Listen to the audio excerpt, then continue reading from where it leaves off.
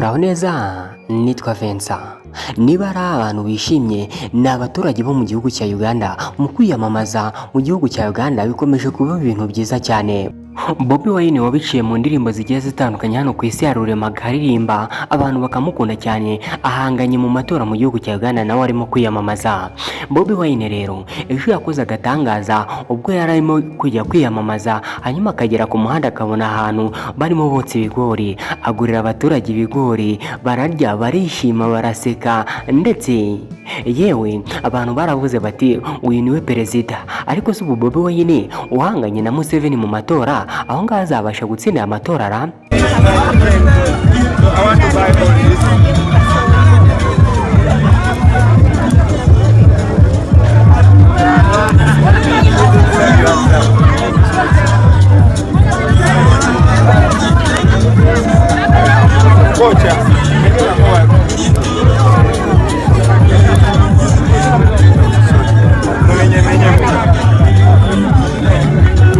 Now this one is for those ones.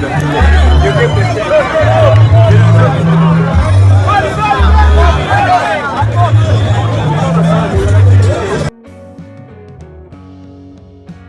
Ngayo nguko rero ngira ngo ibyo nibyo bituma abaturage bo mu gihugu cya Uganda bamukunda. Murabona ukuntu abafana be bamushagaye bazamutora kandi bamwishimiye. Gusa nubwo bamushagaye gutya, ubonye uburyo Museveni yagiye kwiyamamaza abantu baba bahari wavuga uti Uganda ituwe n'abantu bangana gute? Uganda kwagira ni Ubushinwa. Gusa rero mu gihugu cya Uganda ibintu bikomeje kuba byiza cyane, muri turere bagenda bagerayo. Gusa Bobi Wine ati people power, abaturage bati power power.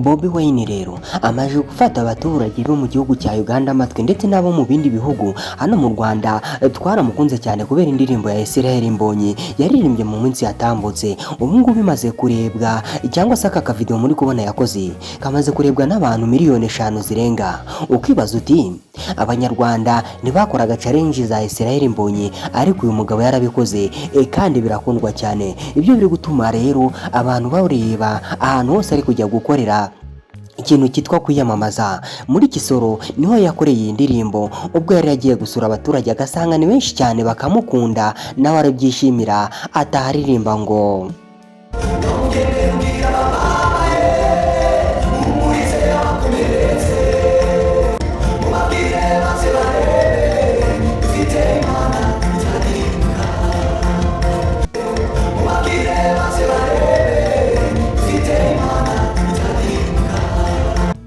uyu mugabo rero igitangaje we yagiye kwiyamamaza aba ari kumwe na madamu wiwe. Iyo avuze akaruha madamu wiwe aramwunganira nawe akamukorera mu ngata.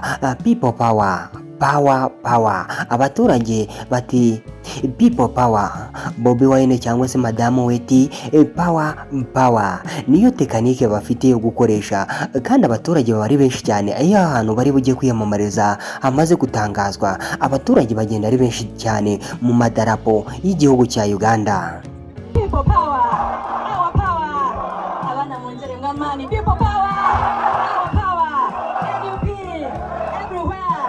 Namo nirubare harimu NUP. Abana barubare, mwaje mezeni zoba. Unaneka muyende kuyomuna mwe kwera bareze. Koko mukagaza dine nyinji, nanye dine nyinji. Tuzomuzeka nusabye mwe. Abana barubare, nabaretera mko banyu. Naenda kununua bururu kwa presidenti ine changa tirachize rubare kwaka abana barubare ona kumukunde bantu bari batachize kwa presidenti